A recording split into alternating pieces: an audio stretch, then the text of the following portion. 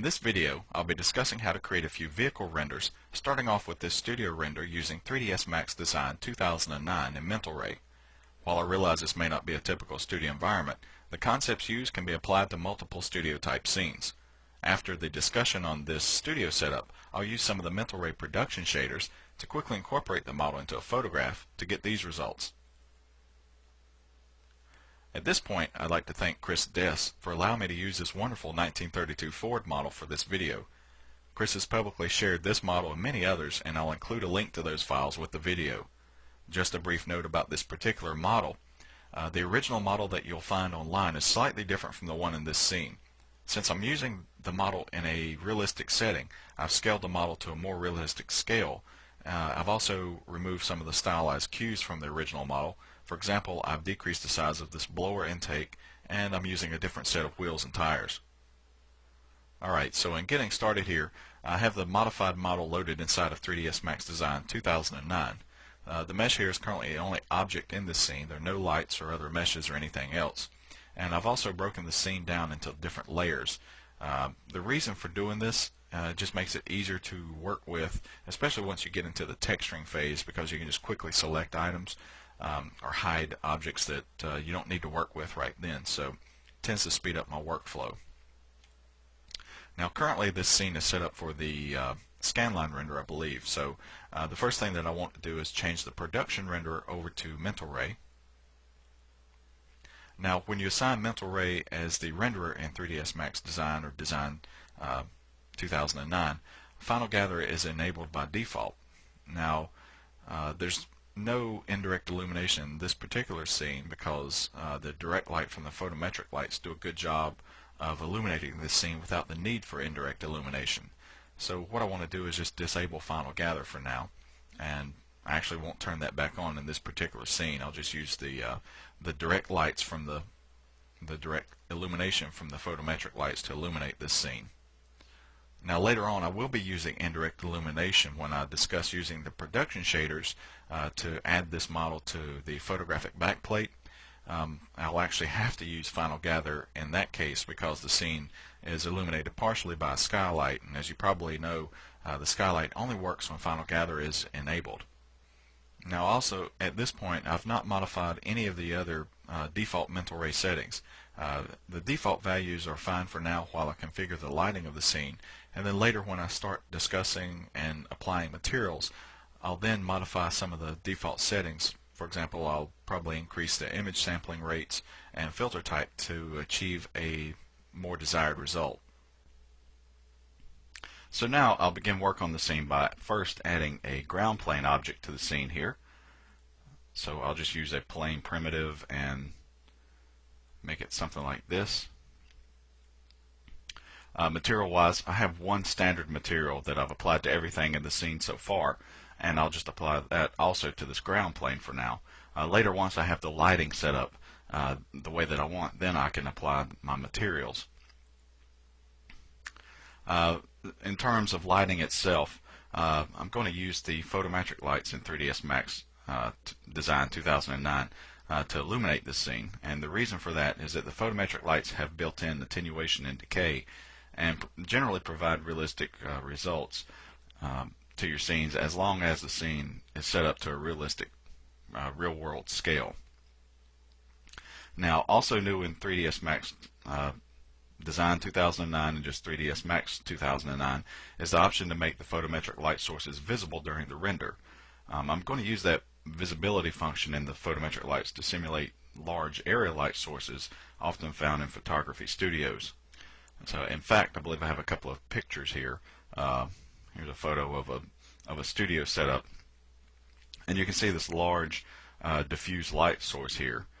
Also I have another one, and these are very large, as you can tell by the size of the vehicle, very large light sources. So don't be surprised when I use like a 20-foot light, something like that. So it's just to simulate this large diffuse light source. Alright, so now I'm ready to add a light source to the scene. So what I'll do is add a photometric free light first, and the first time that you click on that you get this pop-up dialog box asking you if you want to enable the mental ray photographic exposure control. In this scene I do, so I'm just going to click yes, and then click in the viewport to create that photometric free light. And now looking at the settings of the photometric free light,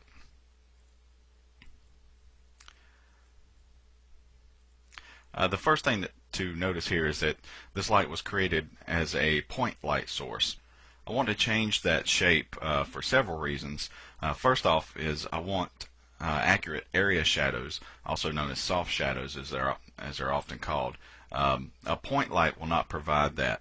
Also, I want to use this light source as a visible light source, and therefore I need to change this from point light to rectangle. The default length of 48 inches is fine for now. However, I want to change the width to 20 feet. Again, to simulate that large diffuse light source that you see here. Now there are other settings here on this light that we need to modify. First up being the shadow type here. Shadows are disabled by default on this particular light, so what I'll do is enable that and then select ray trace shadows. You could use, for example, if you want to use shadow maps, you could use the mental ray shadow map shader. But I'm going to use ray trace because I want the added accuracy of those ray trace shadows. Also in this same rollout we have the light distribution type, which defaults to uniform spherical. If you notice from the icon that it creates here, it's going to basically emit light from all directions. It'll emit light towards the vehicle and away from the vehicle. And just move this light source back. Naturally I don't want it to emit light away from the vehicle, so I'm going to change that to uniform diffuse. And as you can see now it's pointing away from the vehicle, so I just need to rotate this something like so that it's pointing towards the vehicle now. Alright, next I need to adjust the intensity of this light source. It defaults in at 1500 candela, which is quite strong, so I'm going to change that to 350 candela. And let me just move this light into a position like so, and then I can go to the pick out where I want my camera angle to be. And we'll give this a test render to see what we have so far. And while the machine renders here, I'm going to pause the video.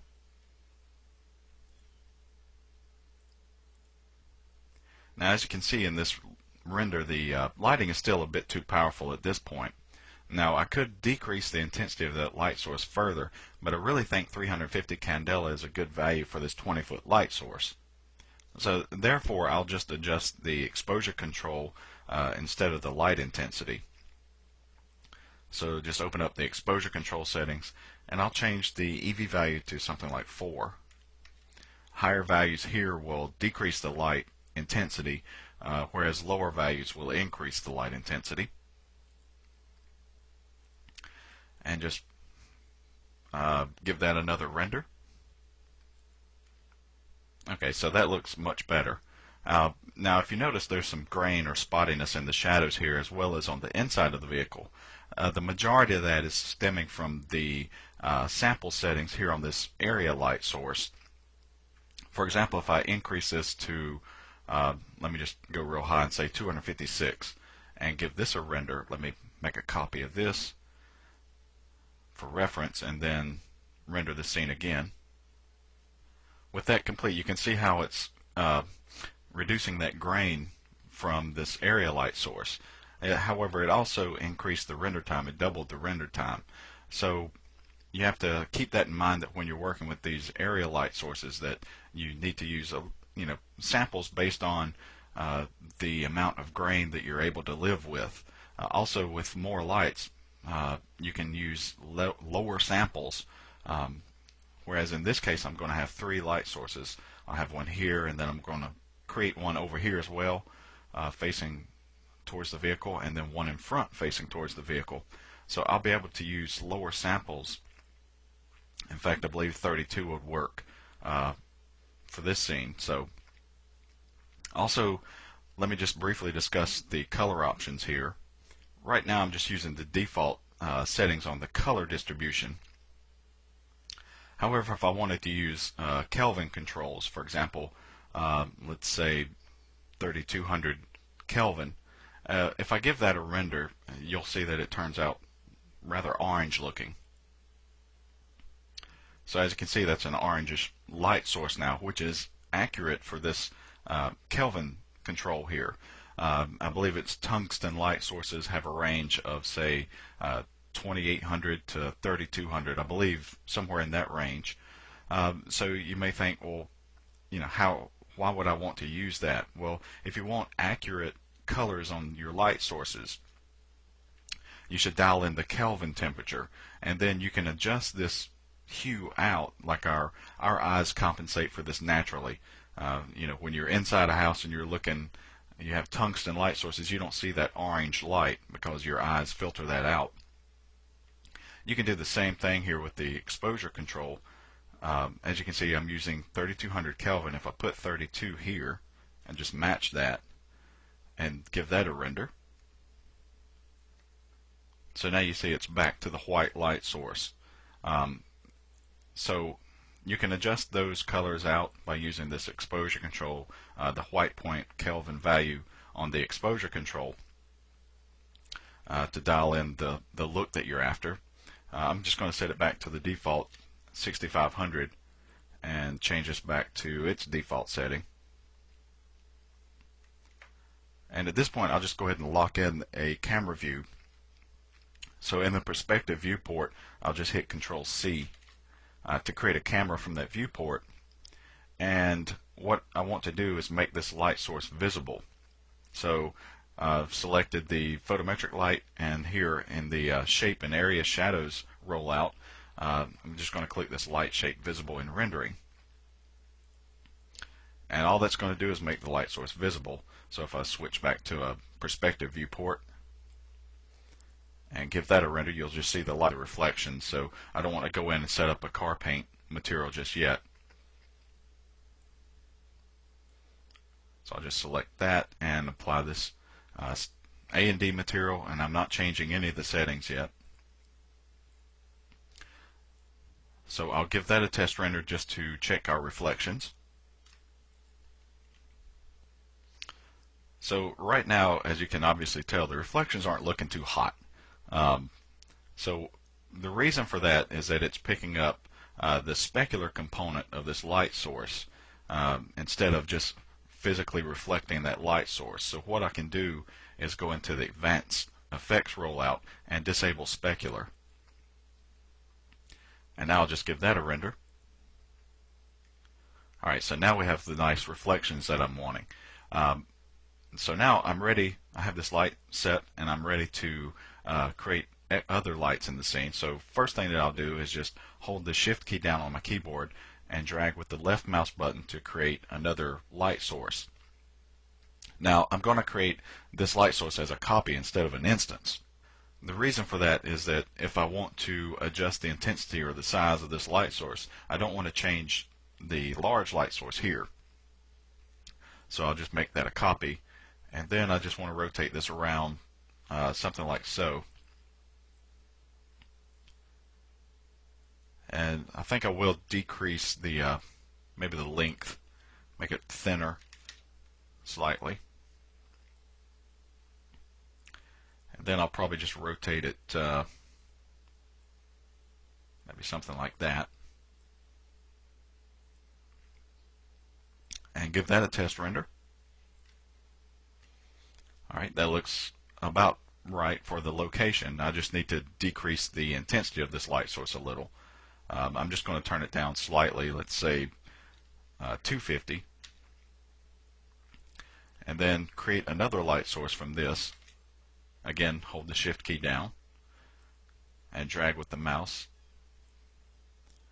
and this time I'm going to change the size, decrease this down to something like 72 inches there.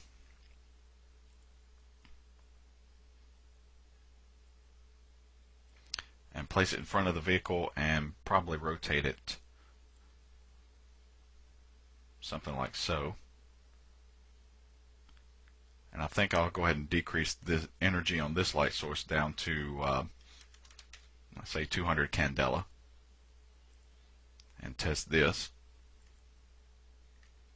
Okay, and that looks about right for the scene. I wouldn't worry about these hot spots that you see, like right here, because as you can see, the ground texture that I'm going to use here is just, it will absorb most of that light, so I'm not worried about those hot spots. If I need to, I can dial them down later. But I believe the lighting is set up and ready to go, so now we can move on to the texturing phase. Alright, moving into the texturing phase, what I've done is from the original scene, I've created a material library that houses all the materials from this scene, just to make the video run a little bit smoother. So what I'll do is just load that, well, let me just reset the material editor first, and then load in that material library that I've created.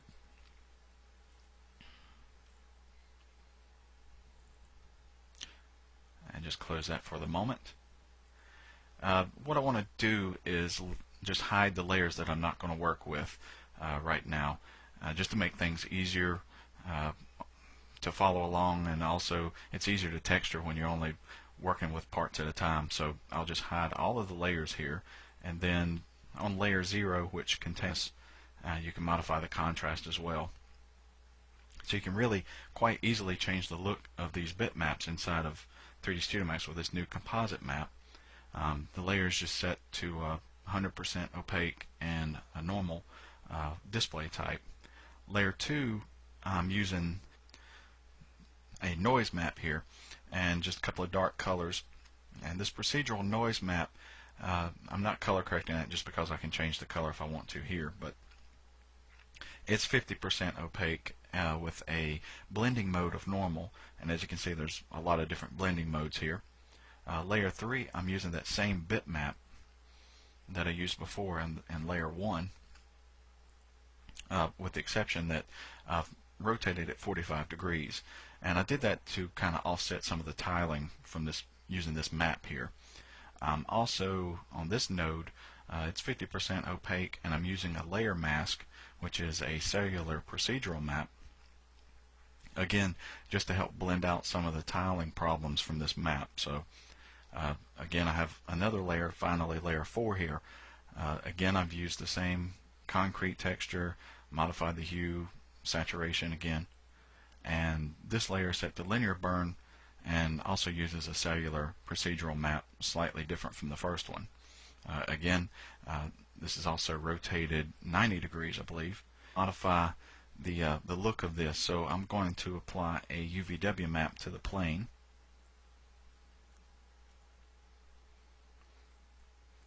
And just change the length and the width settings here to about, let's just say 48 inches by 48 inches. As you can see, the obvious tiling issue here won't really be a problem since the vehicle is going to hide a lot of this, and also the layers in that composite map will add the randomness needed to help mask some of this tiling problems that are visible here in the viewport. So what I'll do now is just run a test render of this to see what I have. Okay, I stopped the render just because looking at it, the appearance of the floor is just brighter than what I would like for it to be. So I could go into the composite map here and start making adjustments to get the desired result. However, I just want it to be a little bit darker, so I'm just going to quickly reduce the diffuse level here to darken the overall diffuse component of this material. So I'll just change this diffuse level to something like 0.2 and give this a render.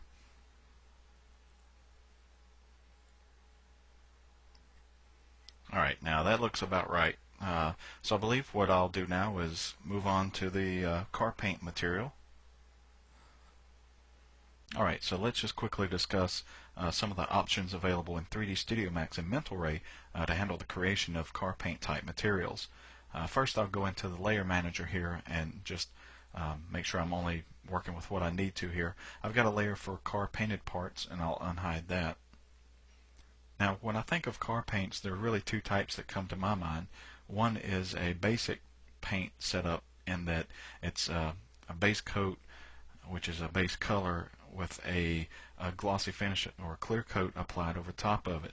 And I've googled some images here to help explain some of this. So This is a base coat, clear coat type paint, whereas they just spray down, the painter will spray down a kind of a matte color finish and then apply a really glossy clear coat on top of it to give it the shine. This type material is actually fairly easy to recreate in 3D Studio Max, and you can do it with just an A&D material. For example, if I have the model here and I'll just select it and apply this A&D material, and maybe I'll just change the diffuse color to red and not change anything else, just leave everything else at default and just hit render. Now, as you can see, that worked fairly well. Of course, you can get great results also with the car paint material, but I just wanted to show how the A&D material can be used real quick without having to adjust much at all to create some basic painted surfaces. Now, the other type of paint that I think of when I think of car paints is a metallic based paint, and have an example of that. And I generally prefer to use these metallic type paints because I feel that they give more depth to my scenes and models, because they seem to highlight the shapes a little bit better than the flat paint surfaces. As you see here, you get these beautiful color gradients between where we've got a specular highlight where the direct light is hitting this paint versus where the painted surface is away from the sunlight. And I have another example here where you can see how these highlights actually accent the body lines of the vehicle here, and it just gives a little more depth in my opinion. So generally that's why I prefer to use the metallic paints. Now, as you can probably imagine, it's a little more difficult to mix these type paints up, but we'll look at a couple examples here. There are a couple of ways you can do it. One is with the car paint material, and what I'll do is just load some from the material library that I've created here. In this example, I've got varying shades of red for the colors here. Got a dark red for the edge color, kind of a medium red for the base, and then a lighter red for the light facing color. And then I'm also using the flake option here, and I've tinted the flakes red. You may want to leave those white for more silvery flakes, but in this example I just used kind of a light red flake color.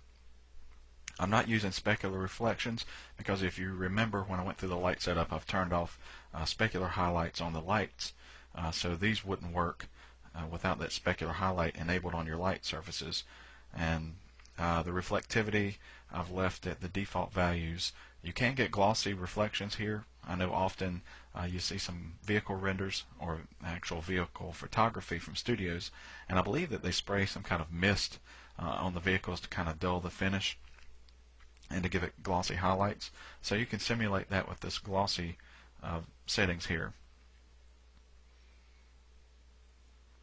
So I'll apply this material and give this a render. Okay, there's the completed render of the metallic paint using the car paint shader, car paint material. And I've also rendered out a close-up view just so that you can get a better idea of how the flakes look for those close-up renders. So the car paint material is an excellent choice to use for the metallic type paints, flake paints, and things like that. There is another option where you can use some nested materials in either a blend map or a composite map.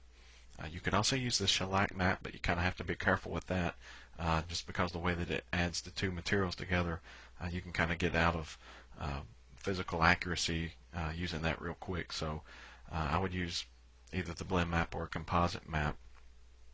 And what I'll do is show a couple examples of that.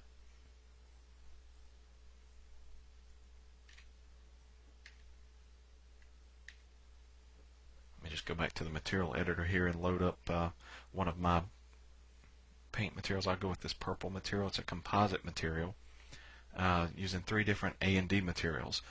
The base material is just a really dark glossy material, and I believe I turn these off. You can see it in the viewport. That's the base color. You can make it whatever color you like. And then this layer adds the specular reflective specular component, and it's an arch and design material as well. More it's set up for metal, and it is a bit shinier and brighter than the base coat. The third layer here is just a clear coat layer, and it's there's no diffuse component here. It's just used for reflections. I'll apply this to the model and give it a render.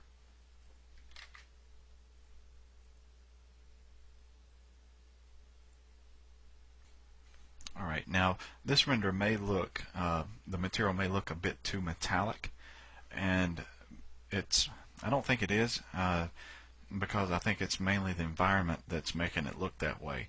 As you know, in this particular scene there's no environment, it's just a black environment, the default setting.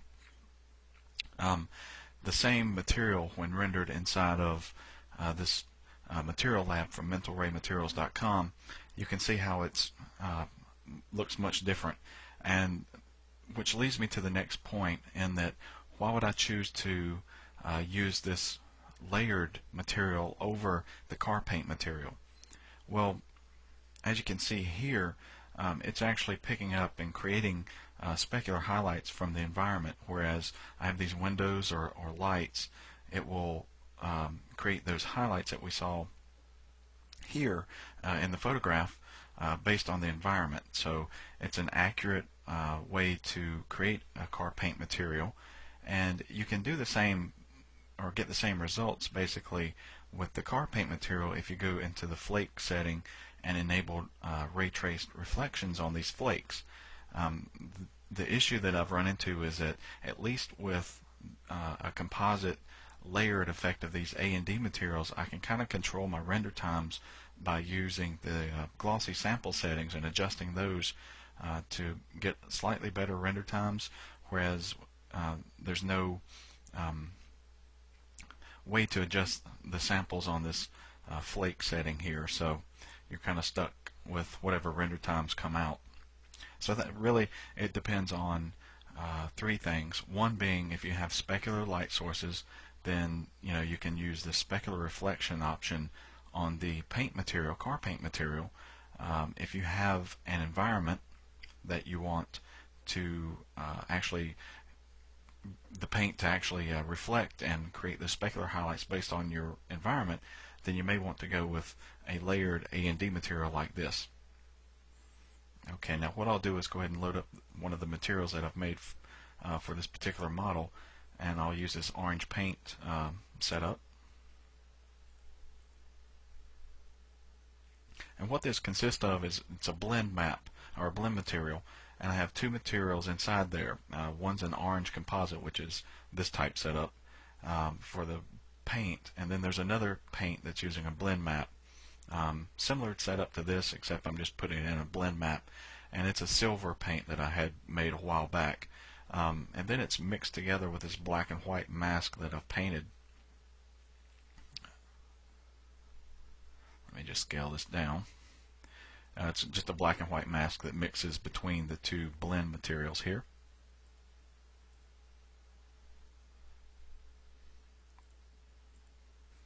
Now, real quickly, to get to that point, what I did was just I've applied a UVW map to this model and set it up for planar, and basically I just went in and took a screen capture of this and took it into Photoshop and used that as my template to draw out that this item here that I use as the mix. So I'll just apply this material to the model here, or the painted objects in the scene.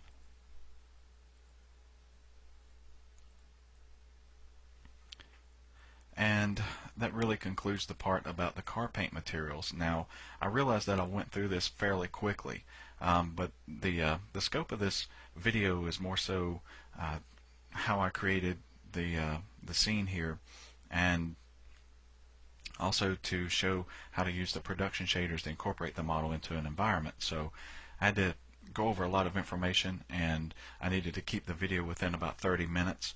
So I had to cut out some stuff and to fit the time frame of the video, I guess is what I'm trying to say. So I know that I went over this quickly, but fortunately for the car paint material as well as the A&D material, there's some really good documentation that ships with 3D Studio Max. So don't forget to look over that if you have any questions about some of the settings on those materials, and perhaps at a later date, if there's enough request or reason to, I can create a more in-depth material tutorial or video. So again, I just wanted to mention why I went over this as quickly as I did. So at this point, I believe I'm ready to continue on with texturing some of the other parts of the scene. So I'll just reset the material editor here.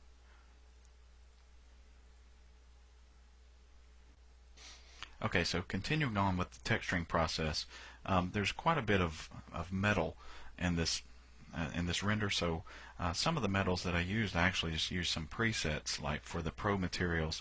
Like for example, this chrome material is just the Chrome Pro material preset. So I'm not going to spend any time going over those.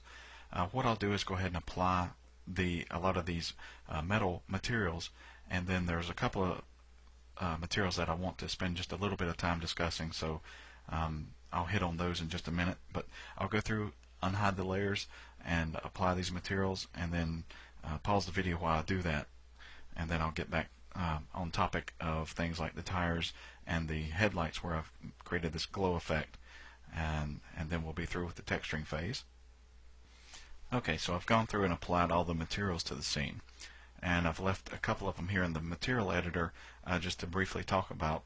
The first one here is the tire material, and what I have are two textures, both A&D materials, one for the sidewall and one for the tread. Generally, you'll want the tread to be a little bit lighter and a little more worn looking than the sidewall, so that's the reason for the two textures. Both are glossy materials. I'm using the roughness value to give it a soft look. This one is a leather material for the seats, and also again I'm using the roughness value to kind of give a more soft appearance.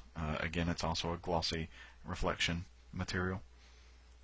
The headlight glass is just a regular glass material, A&D glass material, but I'm using glossy refraction to blur this light that I have behind actual modeled light bulb behind the light glass itself. So by using that glossy refraction, that's what's providing this blur of that highlight behind it. So also there's a bump map. I'm using just a checker pattern for the bump map just to break up the highlights a bit. And for the light bulbs that are behind this glass, again, it's an A&D material. There's no roof inside of a couple of photo backgrounds. Alright, so here's the vehicle loaded into a new scene that I've already configured with some of the production shaders. But again, due to time constraints, I'm going to need to be brief with my description of this scene. And again, thankfully, there's some very detailed information on this process already included with 3D Studio Max. In fact, if you go to the help file and look up the matte shadow reflection material documentation, there's a tutorial that walks you through the process of how I set this scene up, basically. Also, there's the production shaders documentation that you can go through. Now, back to the scene here. Let me just talk about the illumination. What I'm using is a mental ray sun, and I've decreased the multiplier slightly. 1.0 was just a little too hot for this scene here, so I've decreased it to 0.85. I've changed the tint here. Positive values will make the sunlight tinted warmer colors, whereas negative values will provide cooler colors. So for this time of day, as you can see, I'm getting some warm colors here in this photograph that I'm using. I'm also using the skylight, so since I have the skylight in the scene, I need to use Final Gather. So Final Gather is enabled, and I'm using the skylight because I want to pick up this lighting from the environment here instead of using, say, the physical sky or something like that. So what I'll do now is just enable the material override, where I've assigned a neutral colored arch and design material, and I'll give this a render to show you what the indirect illumination as well as direct illumination of the scene looks like. Alright, so there's the enough to be seen at this exposure setting. Now I could lower the exposure value, but then I would have to go in and change the sun settings. And rather than do all of that, I get away from physical accuracy once you start playing around with these settings on the sunlight. So rather than go through that hassle, what I'll do is just change over to a unitless physical scale and put in something like 80,000 here. And what that does is it compensates for the brightness of this exposure. So it brings everything like these images that I'm using in the background up to 80,000 candela, if you will, to where they can be seen with this exposure setting. Basically, if you think of it as you go outside with your camera and you take a picture of the sky, then you come inside, you print that picture out and take it back outside and hold that picture of the sky up to the sky, it's naturally not going to be as bright as the sky around it, and that's what's happening here. So by changing that, I'm just compensating for the amount of energy that the background and environment produces. Alright, now finally, this ground plane here is basically there just to catch shadows. So the material that I've applied to it is that matte shadow reflection material. And here in the camera map background, all I've done for that is just take the environment map here and drag an instance copy over to this point here. And what that's going to do is just basically make it transparent so that it just picks up the shadows and doesn't have a diffuse component, if you will. I've also, if you scroll down here on the matte shadow reflection shader,